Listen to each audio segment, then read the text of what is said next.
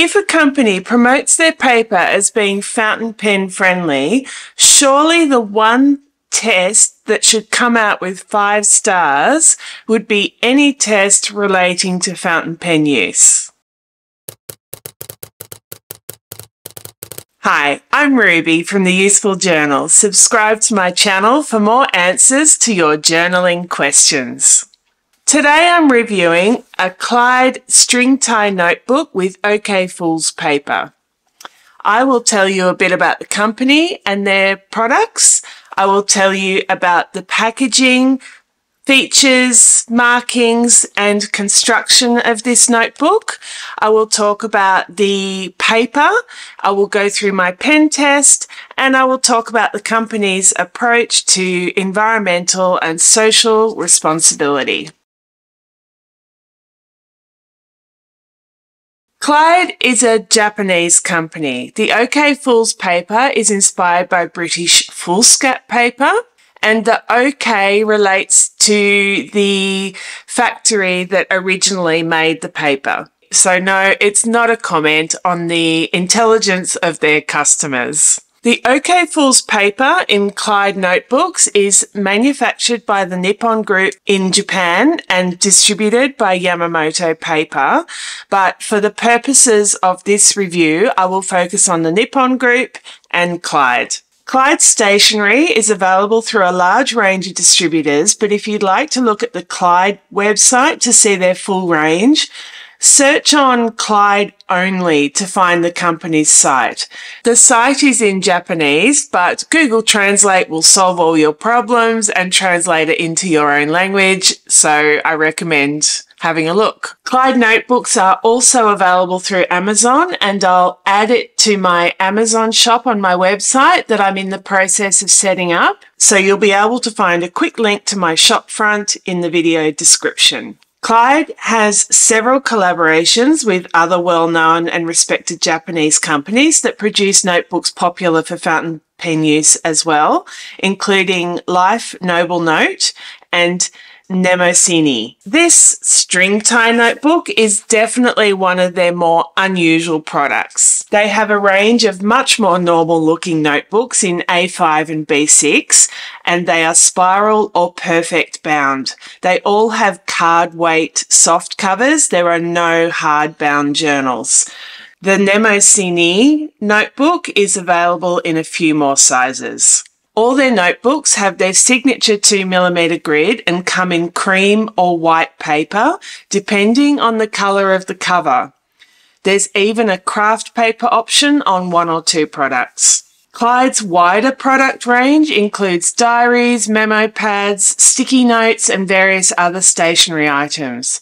Both the notebooks and diaries are available as loose leaf refills that can be inserted in their binders, which is a nice sustainable option. The string tie notebook comes in 6 colours and has 80 sheets or 160 pages. There was one with a white cover as well, but it's only rarely available now. If you really want one, you'll have to hunt for it. White isn't the best colour for a notebook I've found anyway, because they get scuffed and dirty pretty quickly. When I bought this product, it had no plastic packaging, but a quick skim online showed me that this might not be standard and that the shop I bought it in might have removed the packaging. The journal has no belly band and no free gifts. The features of this journal are what convinced me to buy it. The journal has a medium weight card cover that half wraps around the spiral binding. The notebook is closed by a leather string attached with a brass eyelet on the rear cover that wraps around a brown leather button that is also attached to the card with a brass eyelet on the front cover. The only other feature is the pocket that is set as a final page inside the back cover and is card with a horizontal half-page pocket on both sides. This pocket and closure create lumps under the pages that are noticeable when writing on perhaps the first or last 10 pages. The page edges are plain. The corners of the pages are square, but the cover has rounded corners. The notebook weighs 206 grams and is 16 millimeters thick. This spiral notebook has no problem laying flat. The spiral is really top quality and strong brass that only has minimal flexibility. The card cover is flexible but heavy enough to avoid creasing and is one piece that is woven through the spiral, which means that the spiral doesn't catch on things as much as it would otherwise. It's marked with a faint 2mm grid and is stamped with a gold square with the brand and some details about the notebook. The corners have already started to curve inwards because there's a fairly big overhang over the edges of the paper. I think this overhang is to allow for the paper shifting around on the spiral.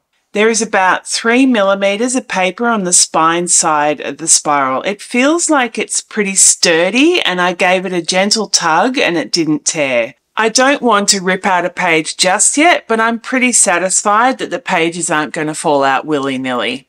I don't think this is a notebook that would cope with bashing around in your bag on a daily basis, but it's not flimsy.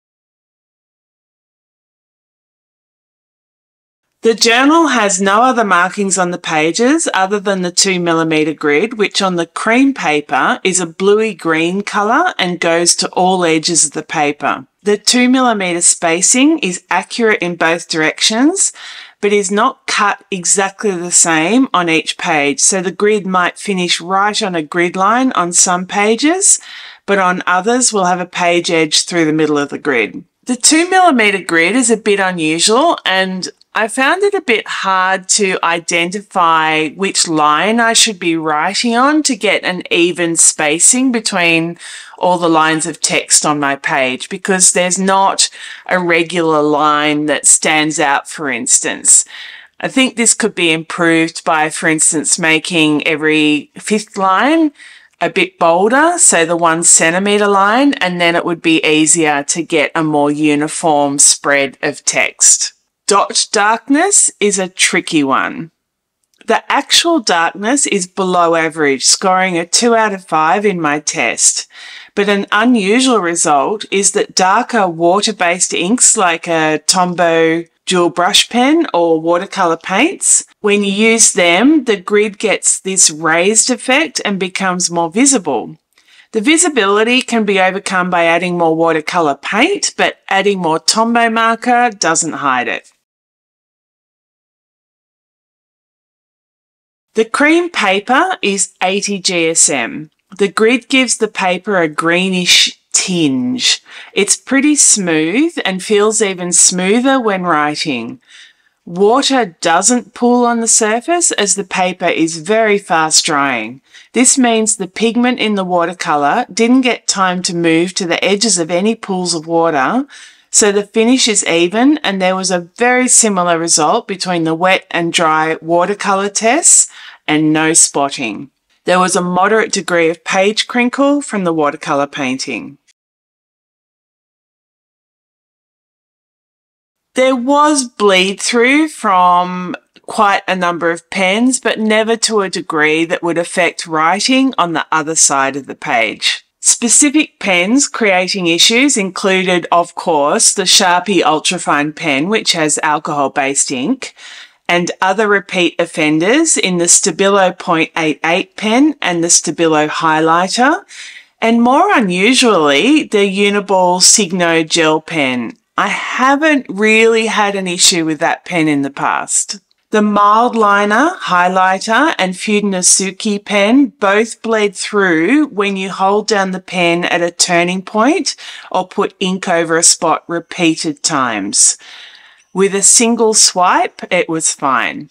The Tombow dual brush pen didn't bleed through even when I coloured with it. Also bleeding through was the drawing ink and, sadly, some of my fountain pen inks. I tested 3 different pens and inks using medium nibs, and I had no problem with the 2 Pilot pens, but my Lamy Safari that has a medium nib as well was definitely the juiciest pen of the three I tested, and it had Diamine Writer's Blood ink in it, and this bled through the paper multiple times, but just a spot each time. Ghosting was present, but not as bad as some other 80 GSM paper I've tried. The worst ghosting was from my stamp ink pad, and I've never seen this before, but my Pentel Energel pen showed through a lot, and the sharp pen tip leaves a noticeable impression in the paper on the rear side. So the paper is reasonably soft. I'd say overall the paper coped reasonably well, but I recommend, if you're going to be writing with fountain pens, for instance, testing the pen and ink combinations before you use them in the main body of your journal, just to make sure. And while we're on fountain pen inks didn't feather at all, and the pen strokes were the width I would expect for the nibs I used.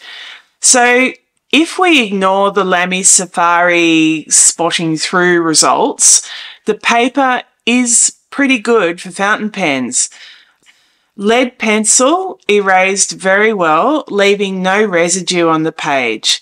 None of the whiteouts I used were suitable for the colour of the paper, but they all concealed the writing on the page. Inks dried very quickly on this paper, only taking 2 seconds after writing with a Pigma Micron pen to dry enough that the ink doesn't smear when you wipe your hand across it, and there was no smearing of the ink when highlighting over the pen. As I noted earlier, if you only lay down one layer of watercolour by swiping the brush over the page, the pigment does this curious thing of shaping to the 2mm grid, which creates an interesting effect, but not really what you're aiming for, although it has piqued my creative interest and I want to play with it. This is easily overcome with another layer of paint, which soaks into the page quickly, but still allows blending. Paint colours look authentic.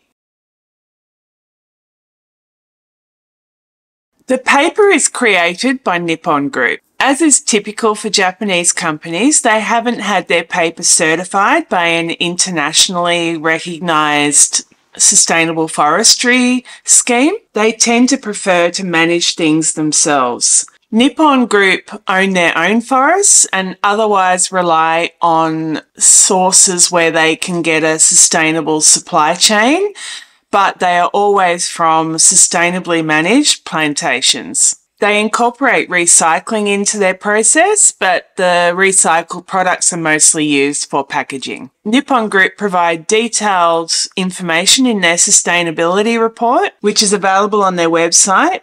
And for the last 3 years in a row, they've won a gold medal for their approach from EcoVadis, a French-based international recognition. The company not only aim to have a safe work environment, like most companies, but they also seek to promote workers' health and have a comfortable working environment. So I think they're kind of looking out for their staff.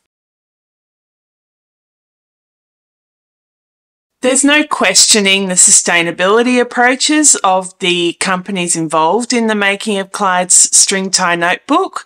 So as far as sustainability is concerned, they get a big tick. The paper has a smooth feel when writing with a fountain pen, smoother than, for instance, you would feel with a Leuchtturm 1917 paper.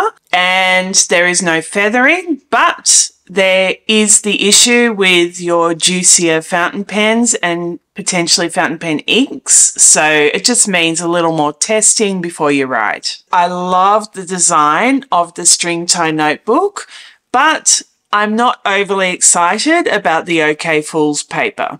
Sorry to end on a downer, but I try to be impartial and honest, and I probably wouldn't choose this paper again. I just feel like if I'm going to choose a paper specifically for fountain pens, I want to be able to use all my fountain pens, including my broad and stub nibs, and not have to worry about the ink bleeding through to the other side of the page. I've got other notebooks, including some that I haven't shared reviews for yet, that have had better results, including Tomo River paper, which is only 56 GSM. So keep an eye out for those. Please like this video, subscribe to my channel, and you'll get access to many more frank and honest reviews about journals with paper ranging from 52 GSM through to 180 GSM. See ya!